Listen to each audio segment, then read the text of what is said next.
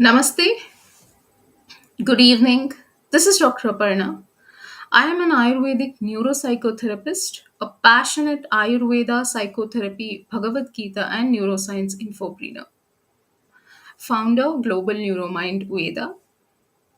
So, the other day we were discussing about psycho-cybernetics.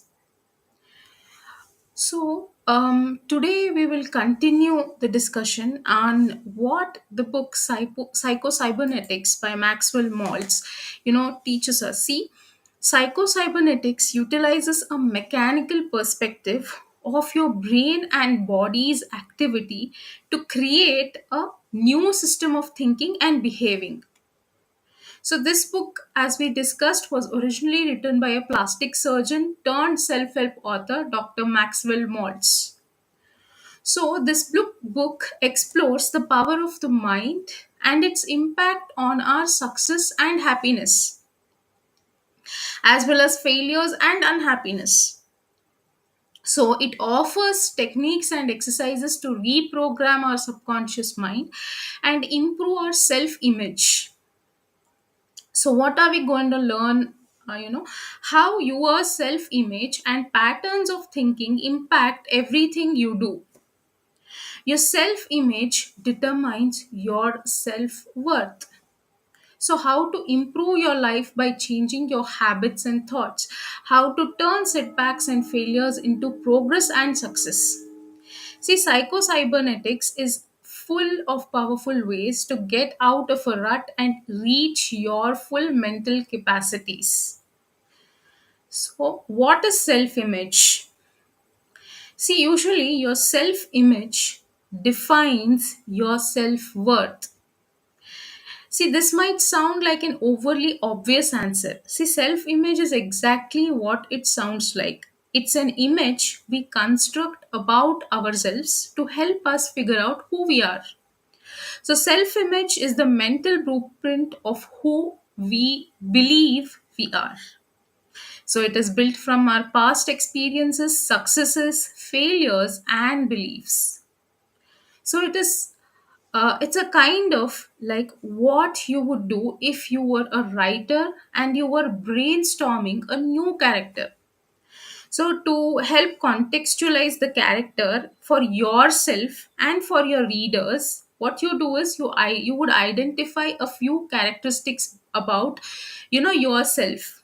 If you are supposedly if you are a female, so she's passionate, she's funny, she's determined, and she loves cheesecake. This is what you are, contextualizing yourself, or you believe what you are. But she also struggles with anxiety, being chronically late, and tells a lot of white lies to protect the feelings and people around her. This is what you conceptualize about you, self image, for example. So already you feel like you know that person, don't you? See, these what happens is self image is constructing a set of core beliefs, traits, values, and definitive experiences to image, to help themselves understand who they are. But what happens is sometimes we unintentionally misdirect the story, painting an overly negative picture of ourselves. Self image, we can paint ourselves as positive pictures and at times as negative pictures. So, the worst bit is that, like most lies, the lies we tell ourselves are often grounded, in the truth, and that's what makes them believe. Suppose, for example, if you fail a semester of college as a result of mental health struggles, so you might tell yourself that you are a complete failure, a loser who cannot do anything right. So this is the self image you build of yourself when you fail a semester of college, a semester exam of your college. So, see, this is an example what we call as all or nothing thinking, which is exactly what it sounds like. So this is that, like, unable to process the shades of gray that characterized most human experiences. People who practice all or nothing thinking think on spectrum of extremes. You think that you can do it all, or you think you can do nothing. So they don't see the shades of gray. See, they're either the worst person in the world or the best person in the world. This is the assumption. So the truth, of course, is far more complex and a lot less severe than that. So, in the example we just discussed, the truth is that you failed one semester exam. Sure, it is disappointing and it is not the outcome you hoped for. But it doesn't mean that you're a failure at everything, and it definitely doesn't mean that you are beyond hope. So rather than rewriting our self image to fit with this definition of failure, a better response is to acknowledge that this is simply a bump in the road and one you can overcome. That means, to bring this example home, the author considers the story of a man he once knew, who was insecure about his appearance. So we all can relate to that feeling. Everybody in one or the other way is insecure about his or her appearance. So because who doesn't feel who does we all feel insecure about ourselves from time to time. So difference in this case was where someone else might view those unpleasant feelings as a temporary crisis of self-esteem, or something they needed to shrug off. This man sadly assumed that being ugly was just part of his identity. And because he couldn't get past his own feelings about his appearance, he assumed everyone else was focusing on them too. So he made the self image of him, being ugly was made by him. Every interaction, every life experience he had was filtered through the lens of focusing, lens of people must be judging because I am ugly. This was in his mind, that people must be judging him because he is ugly. But in reality, he was becoming a self fulfilling prophecy.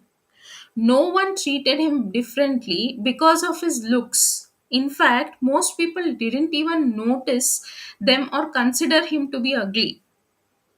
But because he expected everyone to reject him, he was constantly on the edge and unpleasant to be around, and people responded to his unkind demeanor rather than his looks. So failure to realize this vital distinction meant that he assumed everyone was behaving exactly the way he thought they would, and his life went in a vicious cycle of sadness and misunderstandings. So, this example teaches us work on how you perceive yourself. Because, as I said in the beginning, your self worth, your self image determines your self worth. So, we have to always work on how we perceive ourselves. Next is, we always talk of the power of negative, positive thinking. So now here we in this book we are discussing the power of negative thinking. So sometimes what happens is negative thinking also can turn into a power. How? See, we've heard about the power of positive thinking. But what about the power of negative thinking? So the truth is that both can change your life, if you give them the freedom to do so, whether for good or for evil. So, what here the author takes the reference of a person. Let's consider that person as X. So, as a high school student, X struggled with math, and his teachers assumed that he was completely stupid when it came to arithmetics. So, this option was readily apparent in their interactions with X, and he got the message loud and clear. So his teachers used to say he was stupid at math, he would never understand it, he shouldn't even try to understand the arithmetics. So, but of course, as you have probably already guessed, the truth was that, this was simply another of the lies we tell ourselves. An unnecessary negative assessment that X erroneously wove into his identity. He thought that he cannot, he's not good at math and he should not, try. So but what happened is when he one day realized that he understood a complicated math problem, he was stunned. He must have gotten it wrong, he assumed, but it couldn't be that he really understood math. But he did, and his teacher confirmed that he had indeed hit upon the right answer. So the realization that dawned on him in that one moment had a profound impact on X's life. So when he understood that math problem, he realized that maybe the problem wasn't with him. Maybe he wasn't stupid or incapable of understanding math. Instead, perhaps the problem simply hadn't been explained to him in the right way before. So this was the problem. So he realized that right tools could help him grow, learn, and unlock an ability to understand math, and made all the difference with excess confidence. And the same is true for any negative beliefs you hold about yourself. Think and see. It is not that you, just because you cannot solve one problem or you failed in one math problem, it doesn't mean that you are stupid at maths. This is what, you know exactly we suggest our brains and make a self image. So for another example is, if you believe that you are unlucky or unlovable or untalented, recognizing these negative beliefs, for the lies they are, can help you break free. When you acknowledge and recognize the negative beliefs for the lies that they are, it will help you. So the author believes that you can overcome negative thinking with the freeing power of rational thinking. So the first step is to recognize that what you believe about yourself is a feeling rather than a statement of fact. So, for example, a fact might be, for I that I asked that girl out on a date and she turned me down. So I feel sad. As a result of this circumstance, you might experience a thought or feeling like no one will ever want to go out with me.